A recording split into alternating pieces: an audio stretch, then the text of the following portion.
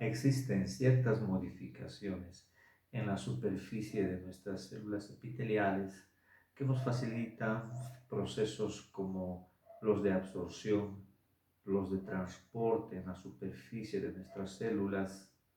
Estoy hablando de las microvellosidades, de los cilios o de los estereocilios. Es algo de lo que se va a realizar en la clase del día de hoy. Un gusto encontrarnos nuevamente en nuestras clases de histología con el Dr. Muya. Y vamos a comenzar.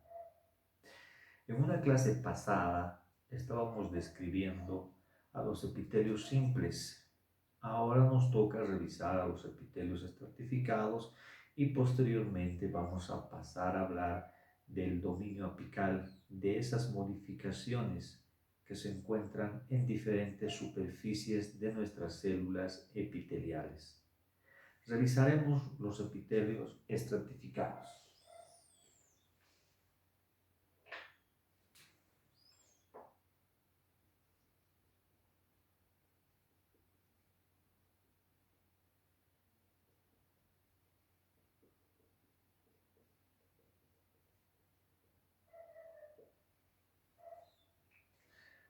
Hay que tomar en cuenta de que estos epitelios estratificados están formados por más de una capa de células.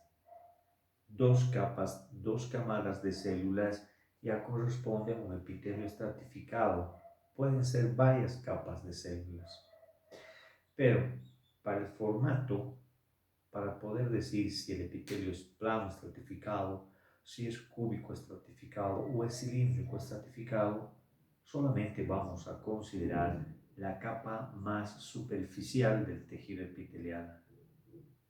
De esa manera podemos nosotros decir si es plano, cúbico o cilíndrico, no importándonos las capas de células más profundas. Vamos a comenzar con los planos estratificados. Epitelio estratificado. Plano. Vamos a completar. Este será plano estratificado no queratinizado.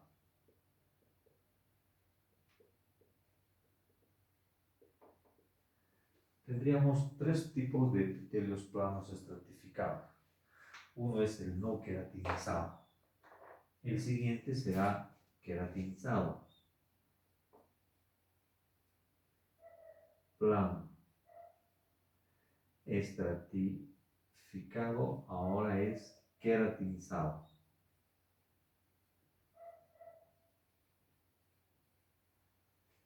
Y vamos a tener una tercera más variedad que es el plano estratificado para queratinizado.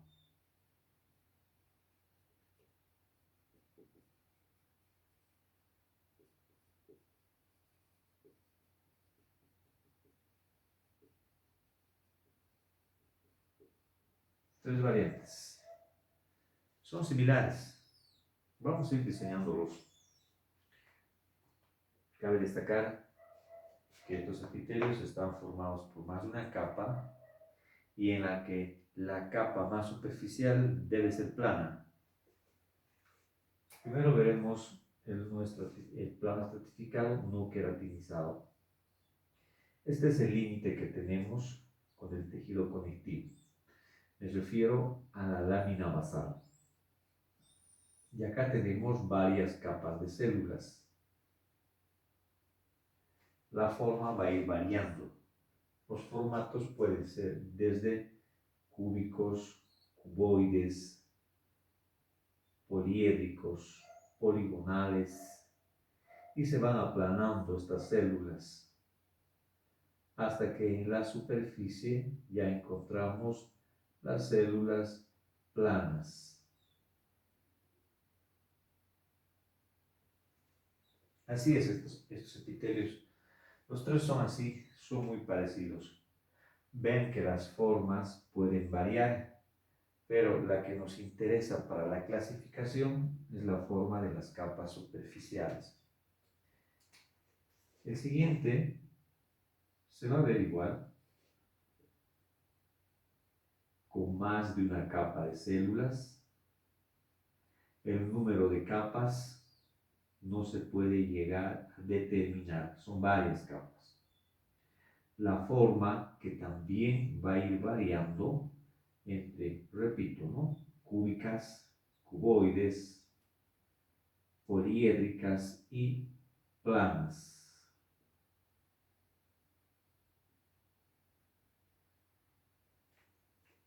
Y el último, lo mismo, vamos a ver cuál es la diferencia entre estos tres tipos de tejido epitelial plano estratificado. De todas formas, estos epitelios estratificados planos se encuentran en superficies, siempre recordando, ¿no? Superficies que estén expuestas a desgastes. En ese sentido, este epitelio va a tener una función muy importante de protección. Va a soportar fuerzas externas de desgaste, abrasión. Y vamos primero al no queratinizado. Esto del concepto de queratinizado, no queratinizado, se refiere a la producción de una proteína que se llama la queratina. Cuando hablamos de un epitelio no queratinizado, significa que este epitelio no ha completado su proceso de queratinización. El resultado es que todas las células, en todo el espesor del epitelio, mantienen sus núcleos, ya que cuando se complete el proceso de queratinización, pues la célula muere, cae y en la superficie no debe presentar núcleos. Este es no queratinizado. Todas sus células presentan sus núcleos.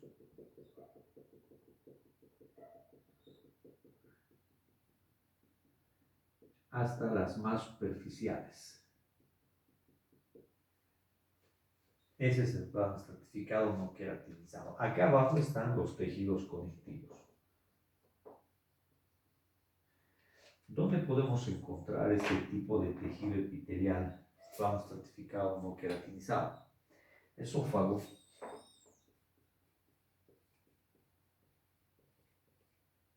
vagina,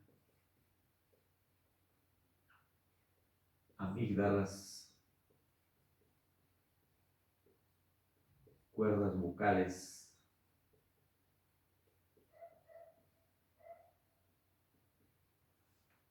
bucofaringe, laringofaringe. Ahí podemos encontrar este epitelio. Su función principal es protección. También tiene secreción, pero la principal función es protección. Son superficies expuestas al desgaste. El queratinizado estará más expuesto al desgaste que el no queratinizado. Y en este tipo de epitelio, las células completan su proceso de queratinización y las células más superficiales ya pierden el núcleo. Pierden el núcleo, pierden las organelas, pierden los medios de unión y la célula cae.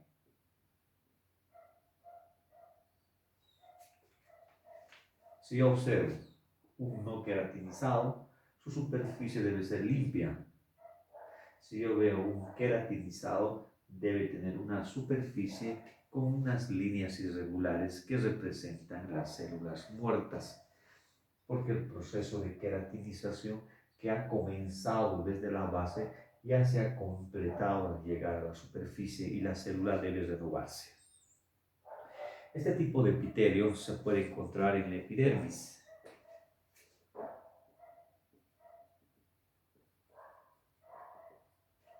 Es lo más conocido para poder citar este tipo de epitelio. La piel, ¿no? La epidermis, bastante expuesta a diferentes agentes abrasivos, desgaste.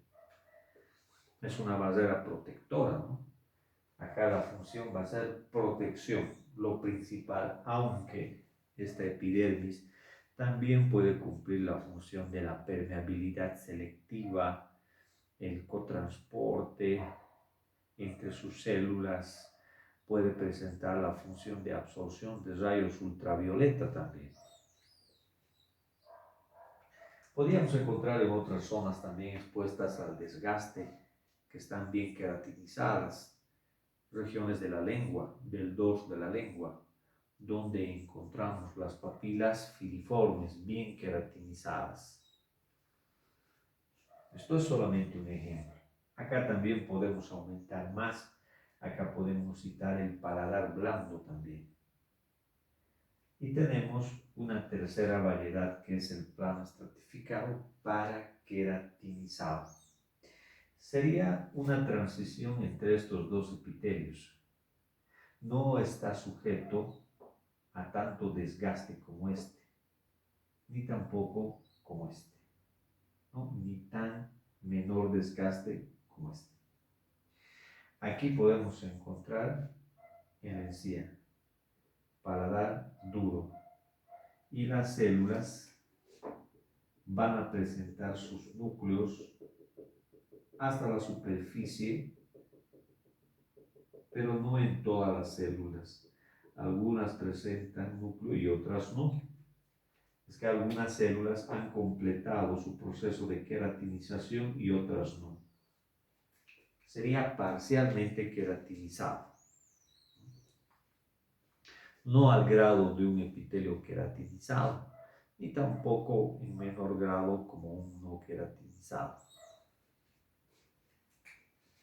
Sus localizaciones: encía y el paladar duro. Ese es el plano estratificado. Vamos a ver ahora un cúbico estratificado.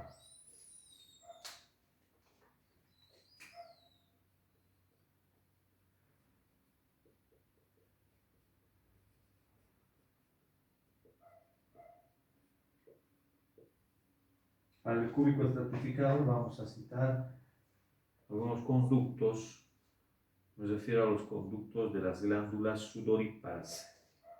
Si llegamos a observar con un aumento mayor a las glándulas sudoríparas, las vamos a ver en conjunto, se las ve juntas.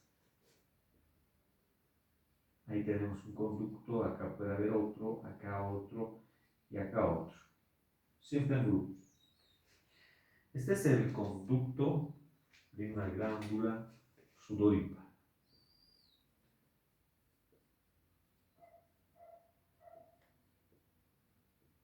Porque también existe la unidad de secreción. La unidad de secreción se encuentra en un plano más profundo, en un plano más superficial, el conducto. Y debemos encontrar más de una capa de células cúbicas. ¿Cuál será la función que cumple este epitelio? Estamos hablando de una glándula sudorípara. Por medio del conducto se va a realizar la excreción o secreción del sudor. Y este sudor, al pasar por estos conductos, puede modificarse. Se puede modificar la composición del sudor con fenómenos como lo que son la absorción y la excreción. La composición del sudor es muy similar a la del plasma.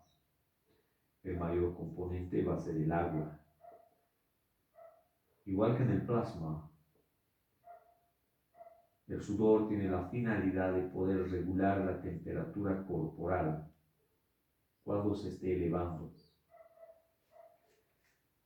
Una vez que salga o que pase el sudor por estos conductos, las células de estos conductos van a poder o absorber algo del contenido o excretar algo hacia el contenido. Absorción y secreción. ¿Qué podría absorber estas células de un conducto de la glándula sudorípara? Pueden absorber sodio del contenido de lo que está acá, agua, ¿no? Pueden absorber cloruro, pueden absorber potasio también.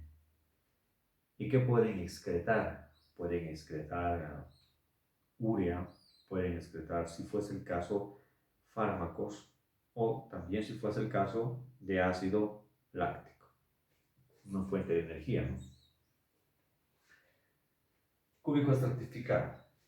Ahora pasamos al último, que sería el cilíndrico estratificado.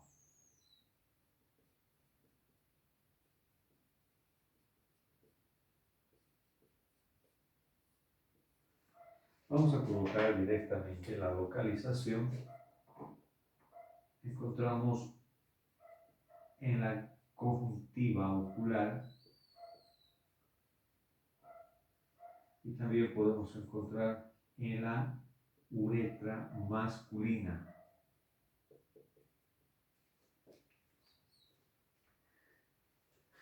En el caso de la conjuntiva, vamos a encontrar más de una capa de células cilíndricas. La cantidad de capas es menos, obviamente, menos que los planos estratificados. Podría observarse dos capas y, como sabemos, las capas profundas pueden tener una forma diferente a las superficiales y las superficiales son cilíndricas, como aquí, y acá está el tejido conectivo. La función de este epitelio acá en la conjuntiva va a ser protección y secreción. Esta es una mucosa. Hemos terminado los epitelios estratificados con sus variedades. Ahora lo que vamos a hacer es revisar las especializaciones por cada epitelio. Hay una especialización o modificación de los epitelios simples y una de los epitelios estratificados. Primero vamos a revisar de los epitelios simples. Es el llamado epitelio pseudoestratificado.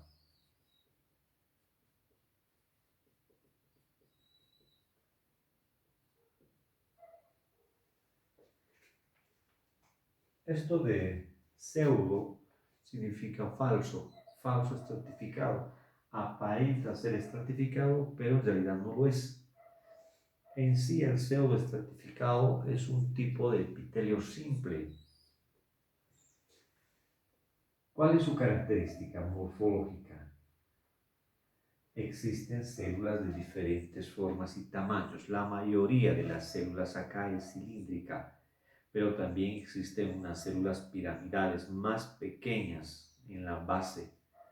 O sea que existen células pequeñas y grandes, lo que colocará en diferentes niveles también los núcleos, y lo que da la impresión de que se tratase de más de una capa de células, como acá.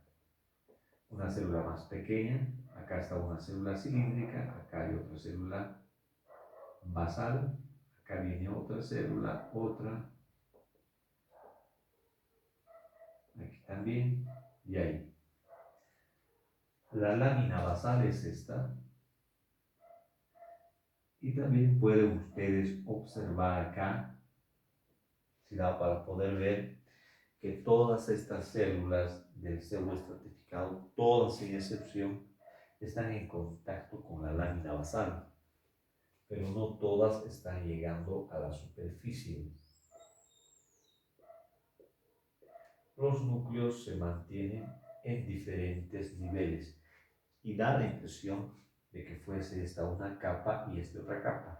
Parece estratificado, pero no lo es. Poseen cilios.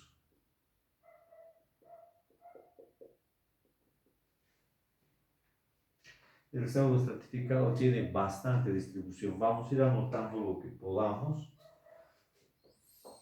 Existe en la cavidad nasal el pseudoestratificado. nasofaringe. También encontramos en la tráquea, en los bronquios, cualquier bronquio. También podemos encontrar en vías espermáticas, epidídimo, conducto deferente de los testículos.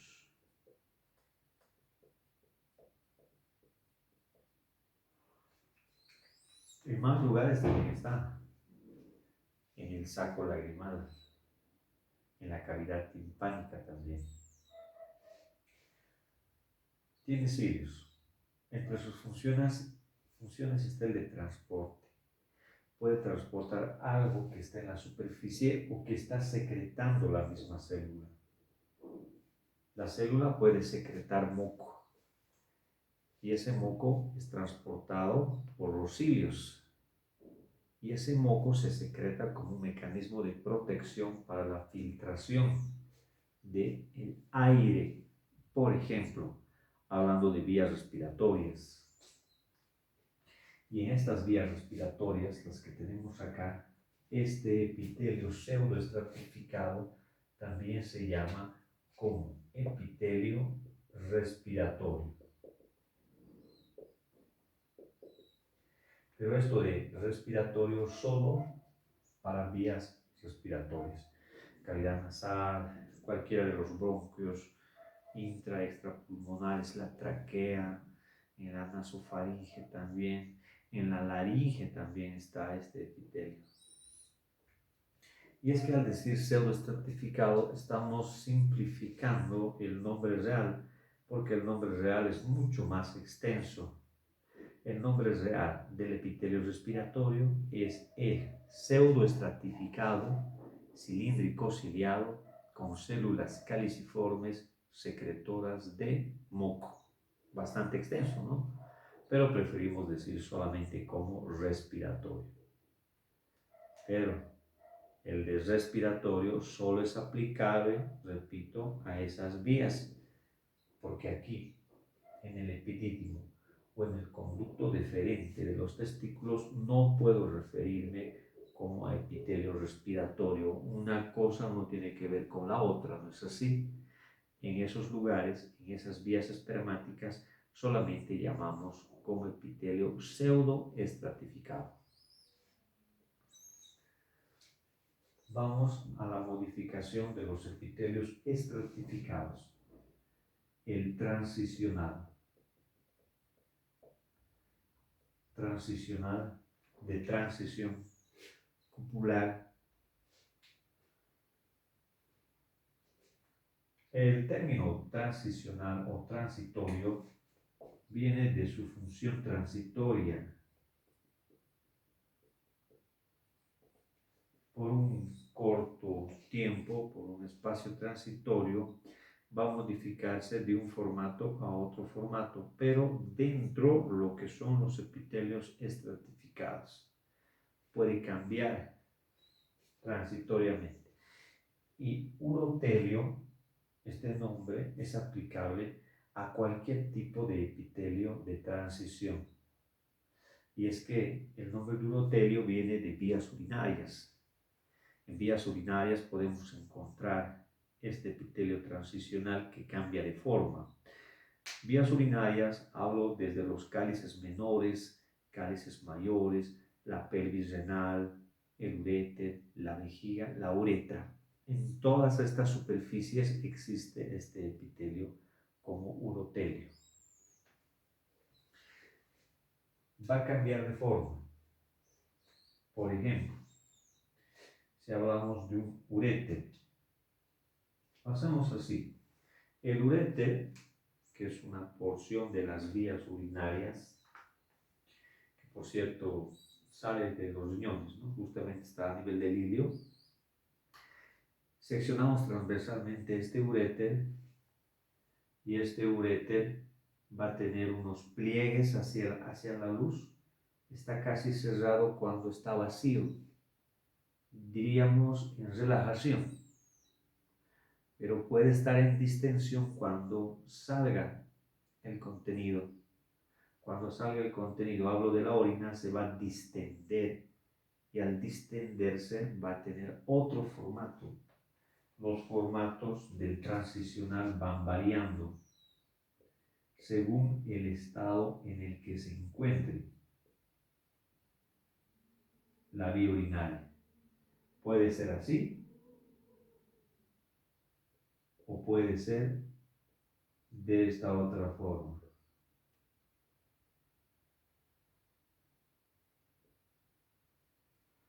Siempre dentro de lo que sería el epitelio estratificado. Cambiaría de cúbico estratificado a plano estratificado. Cuando esté en relajación este epitelio, este urotelio, sus células tienden a ser bastante prominentes, como una especie de formato de cúpula. Por eso también se llama epitelio cupular, por la forma de sus capas superficiales. Bidireccionalmente puede cambiar. Cuando está en relajación o cuando está en distensión. Y los epitelios van cambiando de cúbico a plano. ¿Dónde hemos dicho que encontramos? En los cálices, en la pelvis renal, uréter, vejiga y la uretra.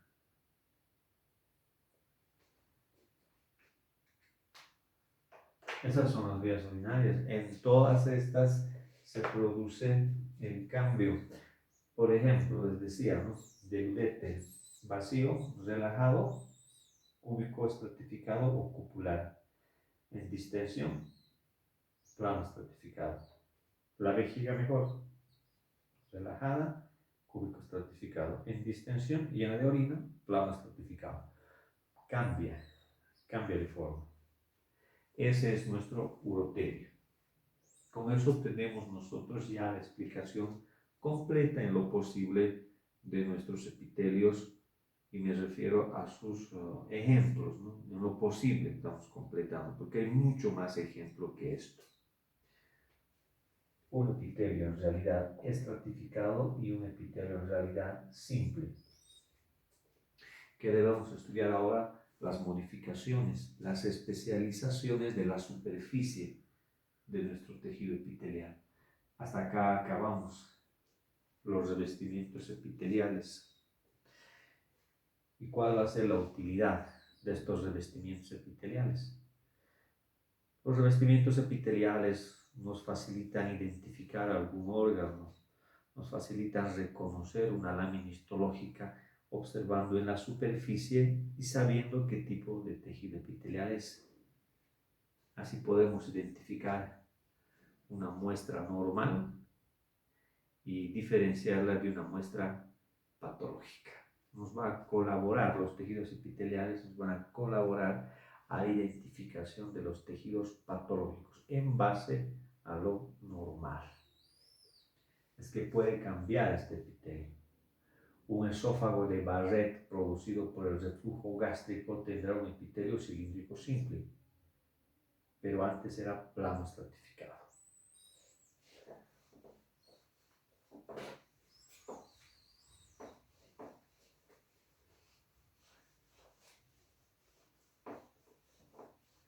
Vamos a ver ahora lo que son las modificaciones de los diferentes dominios.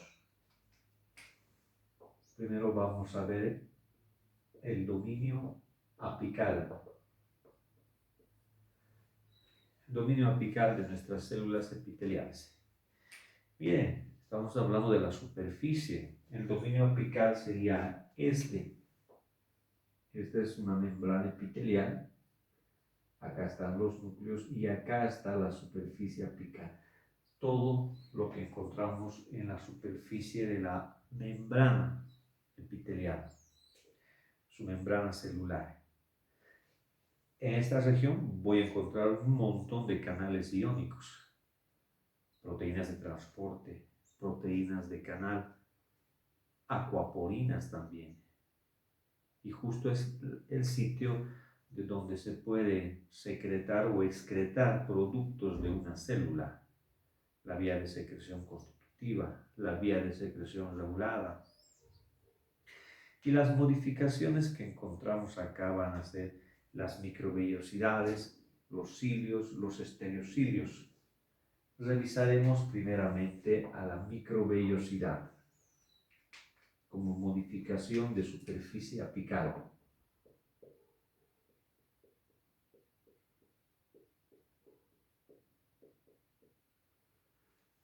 Estas modificaciones de superficie apical se proyectan a la superficie así, a manera de dedos.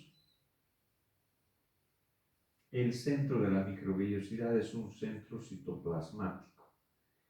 Significa que si hago un corte transversal encontramos citoplasma en el núcleo de la microvellosidad. La función de la microvellosidad es aumentar la superficie para la absorción. Entonces, estos epitelios con microvellosidades se tendrán que encontrar en zonas, en superficie, donde la capacidad de absorción sea mucho mayor. Puede ser el duodeno, intestino delgado. Puede ser algunos túbulos renales. Y la presencia de estas microvellosidades puede representar lo que se llama el borde en cepillo o borde estriado con sus microvellosidades. Borde estriado ya sea en los intestinos, borde en cepillo en los túbulos renales, donde se tiene una función de absorción. Vamos a conocer la estructura de esta modificación. Vamos a hacer solo una microvellosidad. Su centro está constituido por filamentos de actina. La microvellosidad es rígida, no posee movimiento. Acá encontramos filamentos de actina entre 25 a 30. Estos filamentos de actina tienen dos polos, el positivo que se aleja hasta la superficie y el negativo que va más bien al contrario hacia la base. Hacia el polo positivo nos vamos a encontrar con otra proteína que es la bilina, que está en toda esta región. Y en la base nos vamos a encontrar con la red terminal.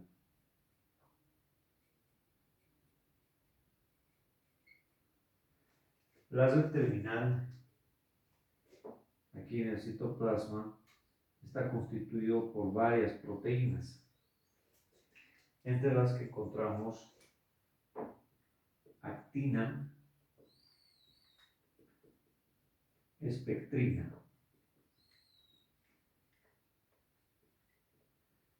miosina 2, tropomiosina y bastantes filamentos intermedios.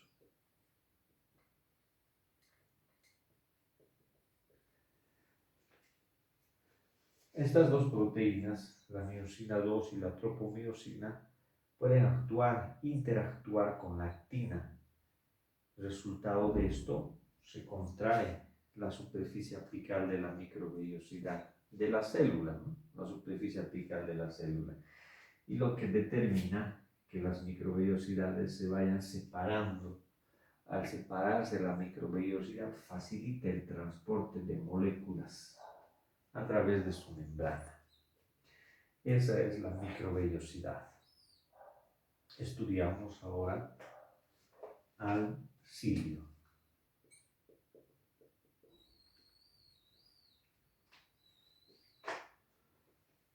También son prolongaciones citoplasmáticas que, a diferencia de la microvellosidad, sí poseen movimiento. Estas células ciliadas presentan sus prolongaciones, que son los cilios. Algo inclinados son estos cilios. Y así como hemos visto la estructura de la microvellosidad, también voy a conocer la estructura del cilio. La estructura del cilio se llama axonema. Este es un cilio móvil, porque también existen los cilios que no pueden tener capacidad de movimiento, que se llaman cilios primarios. Estos sí se pueden mover. El axonema está constituido por 9 dupletos y 2 singletes. Los 9 dupletos se refiere a 2 pares de microtúbulos. Vamos a hacer la estructura. 1, 2, 3, 4, 5, 7, 8. Voy a hacer un poco más despacio para que... Ahí tenemos. 3, 6, 9. 9 dupletos. Ahí tenemos un microtúbulo. Nos falta el otro. Acá está.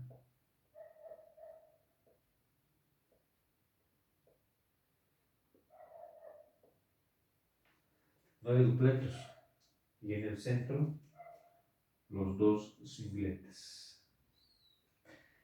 A estos microtúbulos los llamamos como microtúbulo A y microtúbulo B. Toda la estructura del cilio en base a microtúbulos.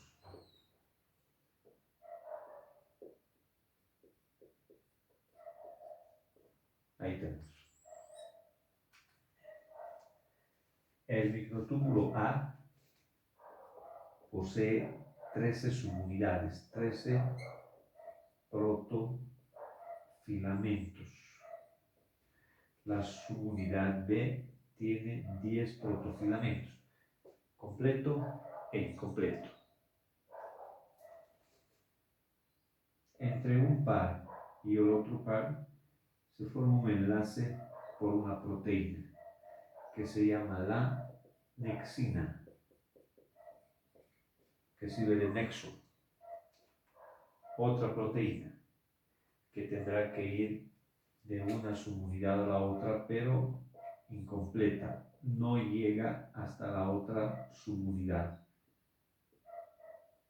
Estos son los brazos de dineína.